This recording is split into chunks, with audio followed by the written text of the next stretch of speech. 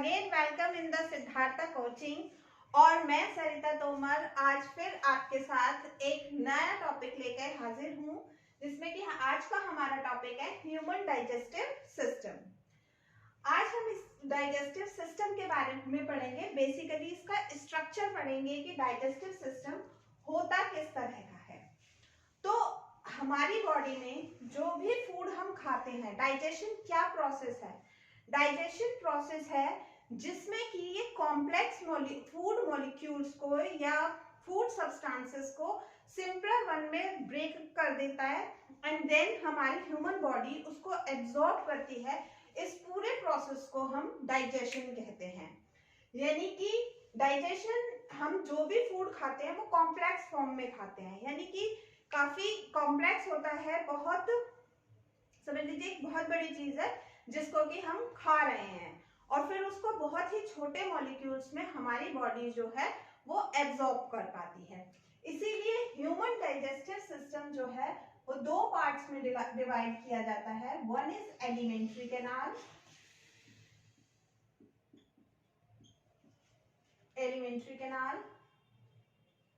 and second one is the digestive glands.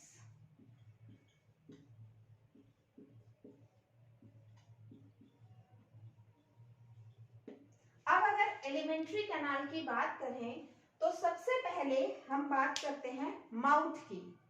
तो हमारा जो डाइजेशन है वो कहाँ से स्टार्ट होता है? From mouth and ends up to the anus. Mouth से स्टार्ट होके एनस पे खत्म होता है। यानी कि हमारा जो डाइजेस्टिव सिस्टम है वो माउथ से स्टार्ट हो रहा है। तो माउथ में सबसे पहले आती है oral cavity.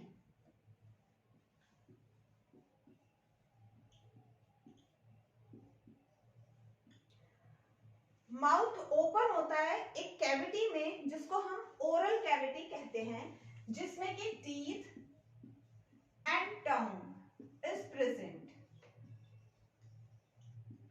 And teeth and tongue also plays a very important role in digestion.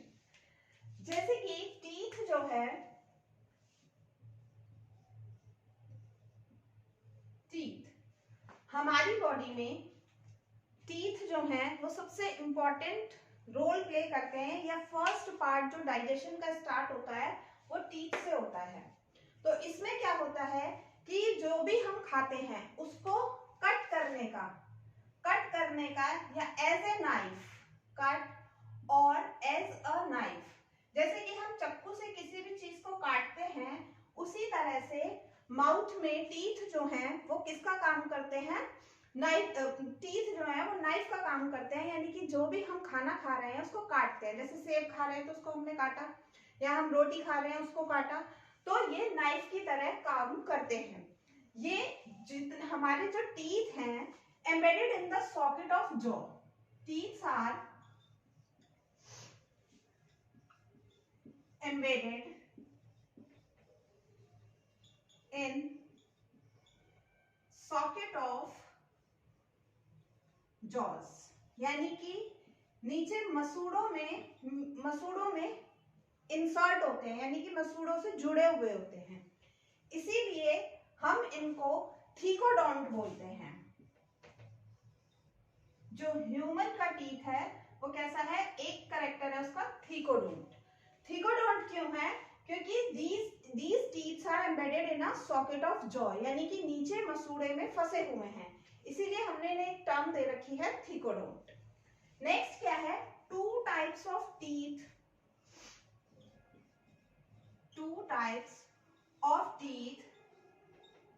are present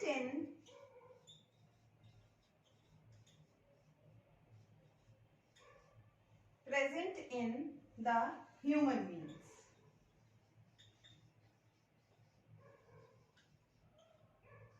अब टू टाइप के टीथ कैसे हो गए? बच्चा जब होता है तो हम कहते हैं दूध के दांत आते हैं पहले उसके, यानी कि टेम्परेरी टीथ्स, जो कि जिन्हें हम मिल्क टीथ्स भी कहते हैं, जो कि कुछ समय के बाद टूट जाते हैं। फिर उसके बाद परमानेंट टीथ्स आते हैं।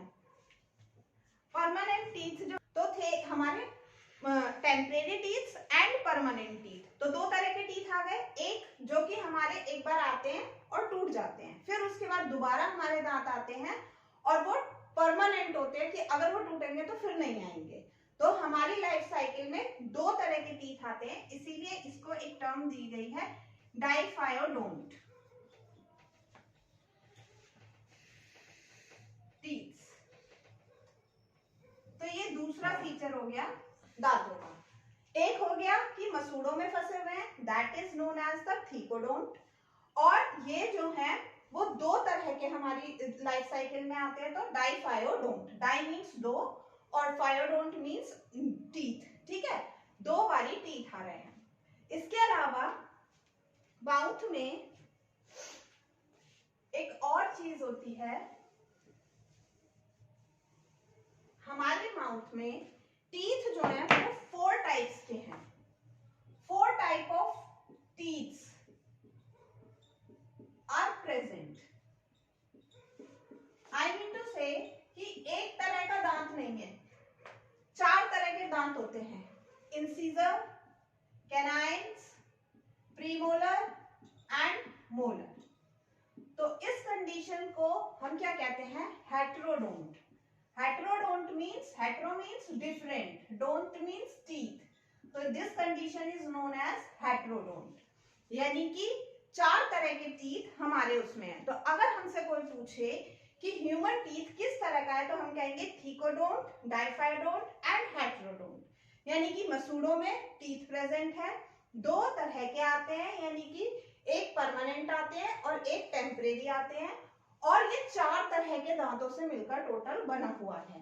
तो इस तरह से हमारे दांत जो हैं वो 3 डेफिनेशंस रखते हैं, थीकोडोंट, डाइफायोडोंट एंड हेटेरोडोंट। इसके बाद देखते हैं कि ह्यूमन में how many teeths are present in human beings. इसका डेंटल फॉर्मूला क्या है, there are 4 types of teeths are present in the human being. तो इसका डेंटल फॉर्मूला देख लेते हैं। टोटल कितने टीथ है हमारे माउथ में, 32 टीथ्स। अब देखते हैं 32 टीथ्स किस तरह से हैं। 2 1 2 3, this is the upper jaw. हमारे एक ऊपर का जबड़ा होता है, एक नीचे का जबड़ा होता है, this is the upper jaw and lower jaw. नीचे वाला हो गया नीचे का जबड़ा। अब हम पहले बात कर लेते हैं ऊपर के जबड़े की। तो 2 21 23 से याद रखिए। तो 2 इंसीजर यानी कि 2 इंसीजर हैं, 1 कैनाइन है, 2 प्रीमोलर हैं और 3 मोलर हैं। तो इस तरह से ये हमारे, और अपर जॉ की भी ये हाफ अपर जॉ की बात हो रही है, यानी कि आधा ऊपर का जबड़ा। यानी कि अगर हम बात करें इस तरह से, ये ऊपर का जबड़ा है, इसमें से भी हम इस आधे जबड़े की बात कर रहे हैं कि इतने पोर्शन में कितने टीथ्स हैं।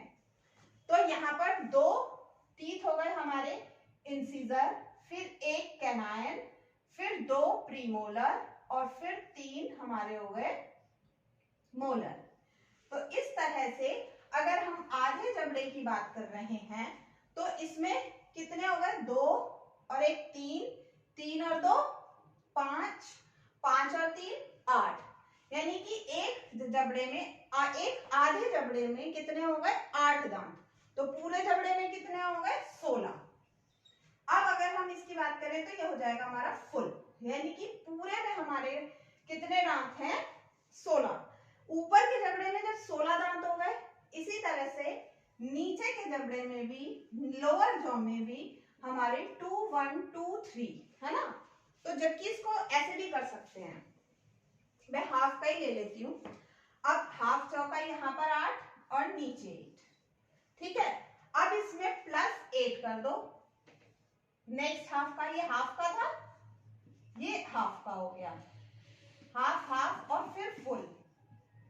तो ये कितना हो गया, 16। तो नीचे भी इसी तरह से हुआ 8 और ये हो गए 16 and then 16 plus 16 upper jaw, 16 lower jaw, total is 32 teeth in a human mouth. तो इस तरह से हमारा टीथ का फंक्शन, मतलब कि डेंटल फॉर्मूला हो गया ये टीथ का। अलग अलग ह्यूमन बीइंग्स या अलग अलग लिविंग बीइंग्स में डिफरेंट डेंटल फॉर्मूला होता है, तो हमें थोड़ा सा याद करना पड़ता है कि क्या फॉर्मूला है। इसी तरह से एलिफेंट टास्क, एलिफेंट में टास्क मीन्स आपने, हम जिसकी बात करते हैं हाथी दांत की, हाथी के जो दांत हैं वो दोनों तरफ से दिखते हैं बड़े बड़े, वो होते हैं इंसीजर्स। वो कौन से दांत हैं? इंसीजर्स। तो अलग अलग लिविंग बीइंग्स में अलग अलग डेंटल फॉर्मूला और इनकी डेफिनेशंस अलग होती रहती हैं, लेकिन मेनली ह्यूमन बीइंग की बात कर रहे हैं तो ह्यूमन बीइंग का डेंटल फॉर्मूला ये है और टोटल नंबर ऑफ टीथ 32 है। अब इसके बाद बात करते हैं हम टंग की।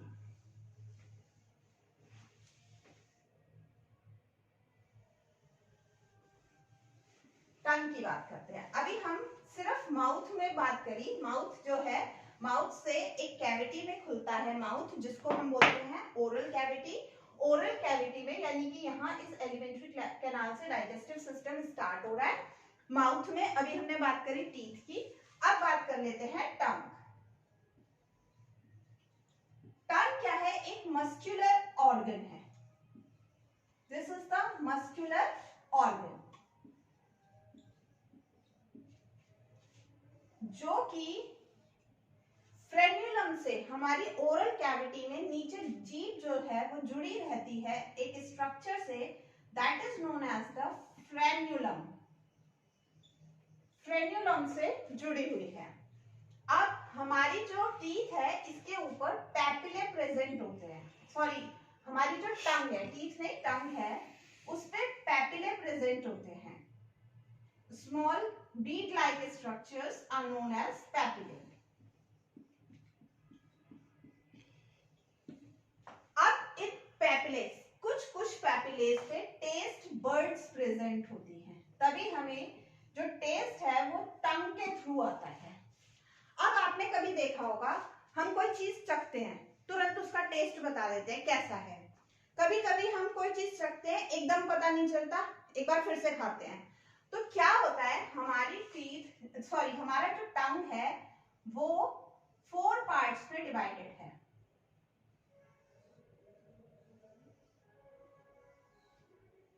यहां से अगर हम नमक एकदम बता देते हैं, अगर आगे के पोर्शन पे भी अगर नमक टच हो जाएगा तो यहां से हमें सॉल्टी टेस्ट आता है, तो एकदम से बता देंगे। यहां पर जो बीच वाला पोर्शन है यहाँ पे स्वीट टेस्ट आता है। अब टच होने की बात है कि हम कोई चीज खा रहे हैं तो वो हमारे टंग के किस पोर्शन पे टच हो रहा है। अगर हमने मीठा खाया और वो इस पोर्शन पे टच नहीं हुआ तो हमें नहीं पता चलता कि इसका टेस्ट क्या है। अगर वो इस वाले पोर्शन पे टच होगा तो यहाँ से हमें सोर टेस्ट यानी कि खट्टा टेस्ट पता चलता है। एंड बैक इज बिटर, इसीलिए कोई भी कड़वी चीज खाते हैं तो थोड़ी देर में पता चलती है, जब हमारे बैक पोर्शन पे यानी कि टंग के बैक पोर्शन पे जब वो टच होती है। तो इस तरह से डिफरेंट रीजन्स है हमारी टंग में जो कि हमें टेस्ट बताते हैं, सॉल्टी, स्वीट, सोर and bitter taste. Now the function of the tongue is just the muscular organ, सिर्फ एंगल्फ करता है यानी कि फूड को हमारे ओरल कैविटी से नेक्स्ट हमारे डाइजेस्टिव ट्रैक्ट और द एलिमेंट्री कैनाल ईसोफेगस में पहुंचाता है। अब जो ईसोफेगस है इसके बाद बात करेंगे ईसोफेगस। ईसोफेगस और ट्रैकिया दोनों जाकर खुलते हैं किसमें? फेरिंग्स। फेरिंग्स में खुल जाते हैं, यानी कि ये सिर्फ पाइप लाइक स्ट्रक्चर्स हैं, ट्रैकिया एंड ईसोफेगस। ईसोफेगस से पैसेज होता है फूड का और ट्रैकिया से पैसेज होता है एयर का, और दोनों आगे जाके कॉमन वो बन जाती है, दैट इज फेरिंग्स। ठीक है, यहाँ पर जाके खुलता है और pharynx is open into the oesophagus, वो फिर ईसोफेगस में खुलती है। ईसोफेगस क्या है? एक पाइप लाइक स्ट्रक्चर है जो कि मूव करती है फूड को फ्रॉम माउथ या from mouth to stomach, stomach में ले जाती है। अब इसको हम गैस्ट्रो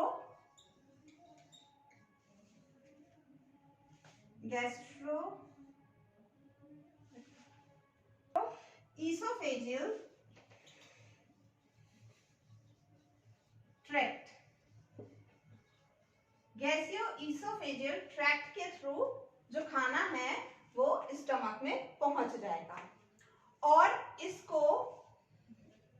तरह से खाना जो है वो स्टमक में पहुंच गया। अब हमारा नेक्स्ट पोर्शन हमारी एलिमेंट्री कैनाल का, तो ईसोफेगस तक इजीली क्लियर हो गया होगा। अब बात करते हैं स्टमक की।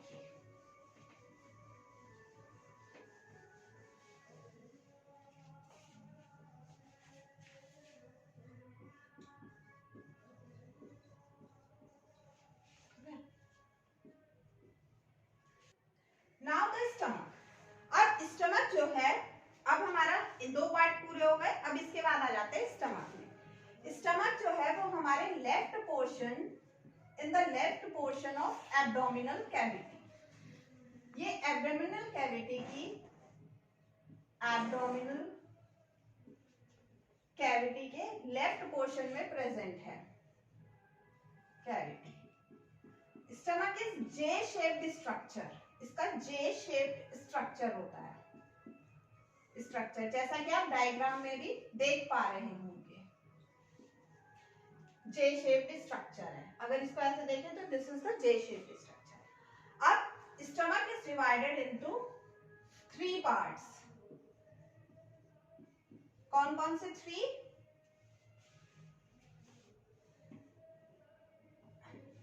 Cardiac,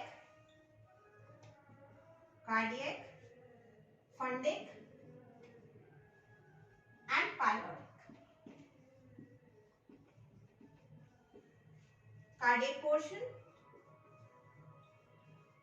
portion is this one because it is near to the heart, क्योंकि लेफ्ट पोर्शन में है, लेफ्ट एब्डोमिनल कैविटी, यहीं पर हमारा हार्ट होता है, तो लेफ्ट में है cardiac portion.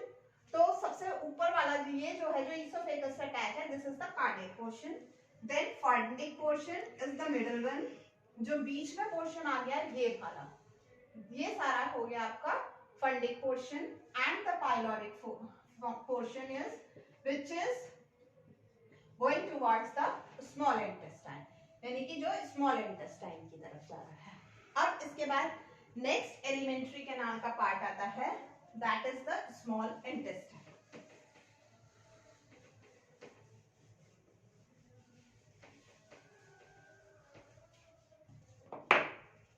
Small intestine,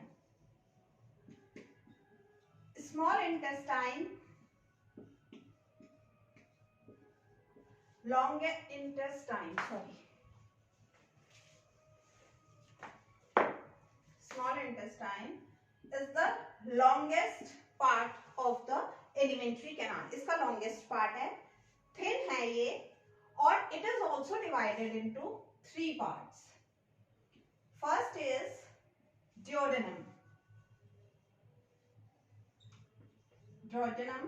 second is jejunum, and third one is ileum. जो स्टार्टिंग पॉइंट है, जो कि हमारे स्टमक से जुड़ा हुआ है, that is first portion is duodenum, second is, उसके बाद सेकंड में हमारा जेजुनम आ जाता है, और लास्ट वन इज इलियम। और इलियम जो है वो जाकर जुड़ जाता है लार्ज इंटेस्टाइन में। ये 3 पार्ट्स में डिवाइड हो गया। अब इसमें क्या होता है कि जो जितने भी बाइल सॉल्ट्स हैं वो सारे कहां पर से आते हैं, हमारे डाइजेस्टिव ग्लैंड से आ जाते हैं, और इसमें पूरा डाइजेशन प्रोसेस चलता है। यानी कि हमने जो भी कुछ ईट करा है in the form of nutrients, protein, carbohydrates या जो भी लिया है, वो यहाँ हमारा पूरा डाइजेस्ट हो जाएगा और एब्जॉर्ब होने का काम होगा लार्ज इंटेस्टाइन में। हम जो भी खा रहे हैं वो वहां जाकर क्या कहते हैं, एब्जॉर्ब हो जाएगा। इसके बाद बात करते हैं लार्ज इंटेस्टाइन की। लार्ज इंटेस्टाइन शॉर्टेस्ट पार्ट है और ये वाइडेस्ट पार्ट है, यानी काफी चौड़ा है। देखिए यहाँ स्ट्रक्चर में भी दिख रहा होगा, ये मैंने पतली पतली सी कॉइलिंग स्ट्रक्चर बनाया। जो स्मॉल इंटेस्टाइन है वो बहुत लॉन्गेस्ट होती है, इसीलिए वो कॉइल्ड फॉर्म में होती है, बहुत ज्यादा गुथी हुई होती है। और ये जो है ये वाइड है, थोड़ा एक समझ लीजिए पतला पाइप है, आप उसको इजीली बैंड कर सकते हैं, और एक मोटा पाइप है तो आप उसको ज्यादा बैंड नहीं कर सकते हैं। तो ये जो है लार्ज इंटेस्टाइन समझ लीजिए काफी वाइड है और ज्यादा लॉन्ग भी नहीं है। ये ऑल्सो डिवाइडेड इनटू थ्री में है ये। First is caecum, second is colon. Colon is also divided into three: ascending portion, this transverse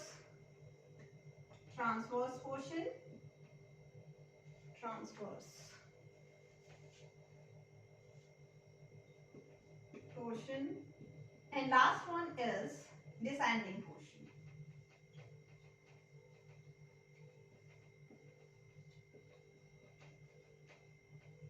And third part is rectum. Rectum is the swollen part. ये काफी swell, यानी कि जितना हमारा यहाँ पे थोड़ा डायग्राम में इस तरह से हो रहा है, काफी स्वेल होता है, काफी वाइड होता है in comparison to large intestine. तो इस तरह से हमारी स्मॉल इंटेस्टाइन तीन में हो गई, duodenum, jejunum and ileum. And large intestine are also divided into the three parts: cecum, colon and rectum. Cecum and colon is also divided into three: ascending, transverse and descending. इसके अलावा एक portion होता है यहाँ पर, that is known as the appendix, जो कि मैंने यहाँ पे शो कर रखा है। पहले क्या होता था, लोग एक्स्ट्रा फूड खाते थे, ज्यादा खाना खाते थे in comparison to today's people. आज के टाइम में ह्यूमन बीइंग जितना फूड खाता है उससे कम से कम 4-5 गुना ज्यादा खाना खाते थे। तो हमारे पास एक ऑर्गन था अपेंडिक्स। तो क्या होता था, जब इंसान बहुत ज्यादा खाना खा लेता था, आपने कभी पुराना सुना होगा, बात करते हैं दादा दादी दादा से सुनते होंगे कि हमारे जमाने में तो लोग इतना खा लेते थे, बहुत खाते थे। तो वो जो एक्स्ट्रा खा लेते थे वो यहाँ पर स्टोर हो जाता था अपेंडिक्स में, और धीरे धीरे फिर वो यूटिलाइज होता था। अब पहले लोग ज्यादा खाना खाते थे तो ये पोर्शन वर्किंग प्रोसेस में था। अब क्या हुआ, लोगों की डाइट घटने लगी। तो जब डाइट घटने लगी तो इस पोर्शन की हमें जरूरत ही नहीं पड़ती, यानी अपेंडिक्स की हमें अब जरूरत नहीं होती है। तो यानी कि हम जब एक्स्ट्रा फूड ही नहीं खा रहे तो उसे स्टोर करने की भी जरूरत नहीं है। तो धीरे धीरे क्या हुआ, ये ऑर्गन सिकुड़ कर छोटा हो गया। तो आज के टाइम में क्या है, जब हम ओवर ईटिंग कर लेते तो हमें अपेंडिक्स पेन हो जाता है कि अगर कोई फूड पार्टिकल इस अपेंडिक्स वाले पोर्शन में जाके फंस गया तो हमें पेन हो जाएगा, और जिस टाइम पेन होता है उसी टाइम उसे ऑपरेट करके रिमूव कराना पड़ता है। तो ये इस तरह के ऑर्गन जो कि पहले वर्किंग प्रोसेस में थे और आज वर्किंग प्रोसेस में नहीं है, उनको हम बोलते हैं वर्मीफॉर्म अपेंडिक्स। हमारी बॉडी में टोटल 3 वर्मीफॉर्म पार्ट्स हैं। एक तो हो गया अपेंडिक्स, दूसरा ईयर पिन्ना। पहले लोग अपने कानों को आगे पीछे हिला लेते थे, तो ईयर पिन्ना जो है अब नहीं हम आगे पीछे कर सकते, तो वो भी एक वर्मीफॉर्म ऑर्गन हो गया। सॉरी, वर्मीफॉर्म नहीं, it's a vestigial organ, sorry vestigial. तो वेस्टिजियल ऑर्गन एक हो गया हमारा ear pinna, second is appendix and third one is tail. पहले ह्यूमन बींग्स की बैक साइड पर एक छोटी सी टेल होती थी, उसकी जगह भी होती थी। अब पहले वैसे हम लोगों का माना जाता है कि हम मंकी से जो थोड़ा सा सुधार हो के ह्यूमन बींग्स बने, तो टेल पोर्शन भी था। अब टेल की हमें नीड नहीं रहती, तो वहां पर हमारे टेल है भी नहीं, तो वो भी हमारा वेस्टिजियल ऑर्गन बन गया है। तो इस तरह से हमारी बॉडी में टोटल 3 वेस्टिजियल ऑर्गन्स है। One is appendix that is present in the alimentary canal, one is the ear pinna that is present in the year, and the third one is the tail portion. Okay, the next is the rectum. Rectum में आ जाता है, and then we move out through the anus. This is total about the alimentary canal. अब मैंने आपको starting में बताया था कि डाइजेस्टिव सिस्टम 2 पार्ट्स में डिवाइडेड है। तो हमारा फर्स्ट हो गया एलिमेंट्री कैनाल और सेकंड था हमारा डाइजेस्टिव ग्लैंड्स। अब बात करते हैं हम डाइजेस्टिव ग्लैंड्स, जिसमें कि पहला है हमारा स्लाइवरी ग्लैंड्स। स्लाइवरी ग्लैंड्स, तो हमारा जो फूड है वो दो तरह से डाइजेस्ट होता है। एक होता है मैकेनिकल फोर्स के थ्रू, दूसरा बायोकेमिकल्स के थ्रू। तो जो एलिमेंट्री कैनाल में हो रहा था वो हमारा किससे हो रहा था? मैकेनिकली डाइजेशन हो रहा था। अच्छा, फूड मूव करता कैसे है हमारी बॉडी में?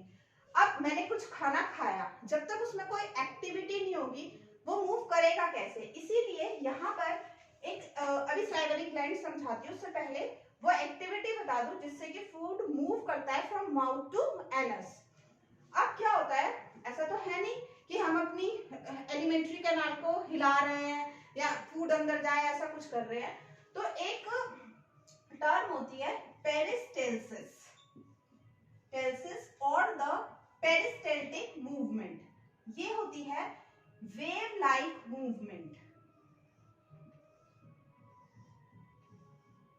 इसको हम बोलते हैं पेरिस्टेल्सिस।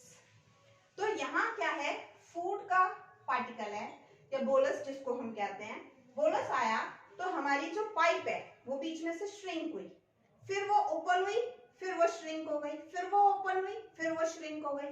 तो इस तरह से एक वेव फॉर्मेशन होती रहती है पूरी एलिमेंट्री कैनाल में, from mouth to the anus. एक वेव फॉर्मेशन मतलब कि वेव्स बनती रहती हैं, जिसको हम बोलते हैं पेरिस्टेल्टिक मूवमेंट, जिसके थ्रू जो फूड है वो मूव करता है from mouth to the other parts of the alimentary canal. Is that clear? समझ आ गया कि फूड मूव कैसे कर रहा है? अब हम बात कर रहे थे स्लाइवरी ग्लैंड्स की। तो there are 3 types of the salivary glands are present in our mouth. First is parotid gland.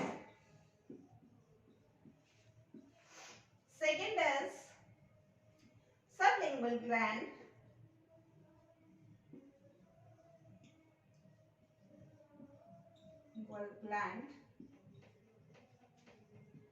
And third one is submandibular.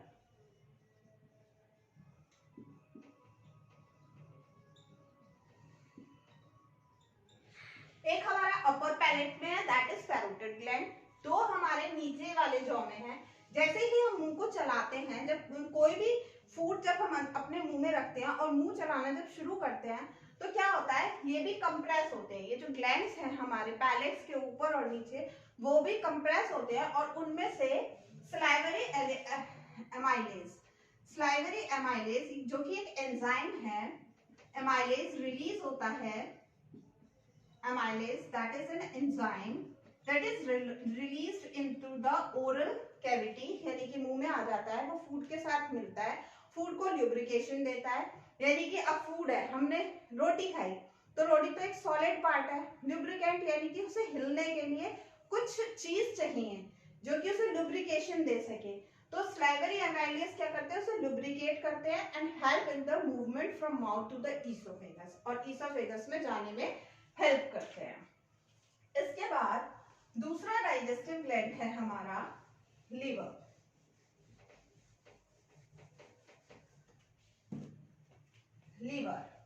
दूसरा है हमारा लीवर। अब हम बात कर रहे थे लीवर की।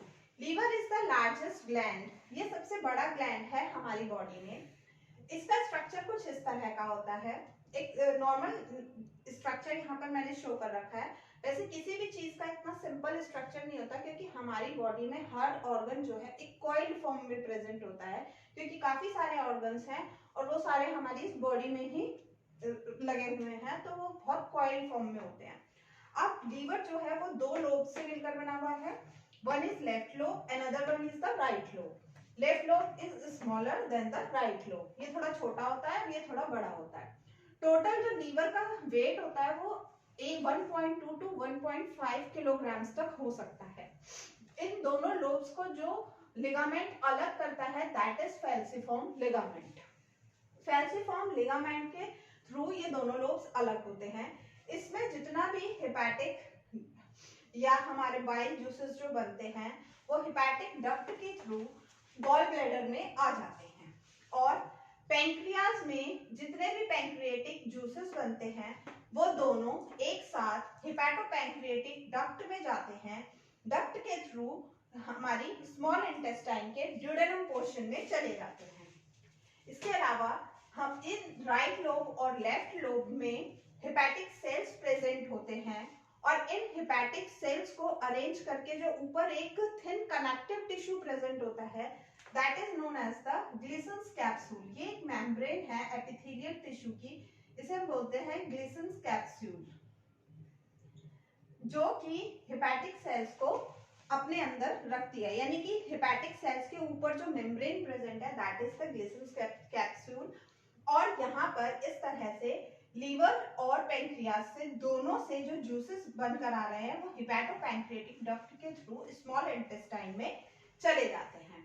अब इसके बाद बात करते हैं हम पैंक्रियास की। पैंक्रियास में पैंक्रिया भी हमारी दो तरह के दो पार्ट्स में डिवाइड होती है। पैंक्रिया क्या है? अ लीफ लाइक स्ट्रक्चर है। Pancreas is a leaf like structure that is present here below the stomach. Stomach के नीचे जो है यहाँ पर पैंक्रियास प्रेजेंट होते हैं, लीफ लाइक स्ट्रक्चर होता है। ये दो पार्ट्स में डिवाइडेड होती है, exocrine and endocrine. Exocrine portion से हमारा पैंक्रियाटिक जूसेस बनते हैं, pancreatic juices, and through the endocrine part जो है वो बनाता है, these are the pancreas। endocrine part से hormones, insulin and glucagon are released। Glucagons are released। By these all enzymes, food is to be digested, or we will say the complex molecules is divided into the smaller or simpler molecules। यानी कि जो बड़े particles हैं वो छोटे particles में टूट जाते हैं by these enzymes। इसके बाद हमारा फोर्थ वन है ब्रूनर्स ग्लैंड। पेनक्रियास हो गया हमारा, सबसे पहले हमने पढ़ा salivary glands, then liver, then pancreas, और फोर्थ हमारी डाइजेस्टिव ग्लैंड होती है that is the Brunner's gland।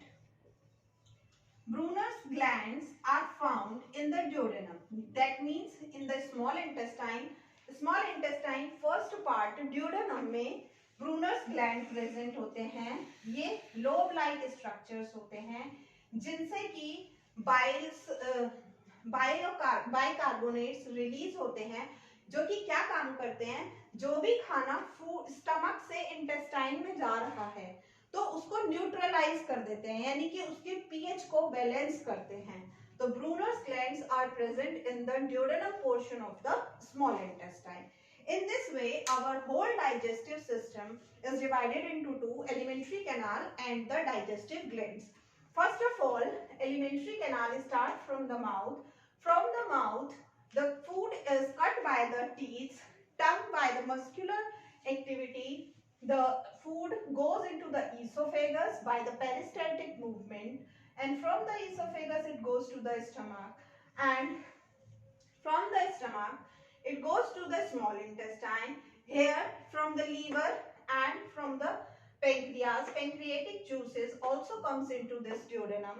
Here the absorption of the food is going on, and after the absorption of the food, the remaining, the rough food or the wastage of the food goes into the large intestine, and from the large intestine the food goes to the rectus and then passes out from the body। This is the whole digestive system, and in our digestive system there are four glands is to be involved। First is the salivary glands। Salivary glands are of three types: parotid gland, sublingual gland, submandibular gland, and second is the liver। Liver is the largest gland of the digestive system, and third one is pancreas, and fourth is the Brunner's gland that is present in the duodenal portion of the small intestine। That's all about the digestive system।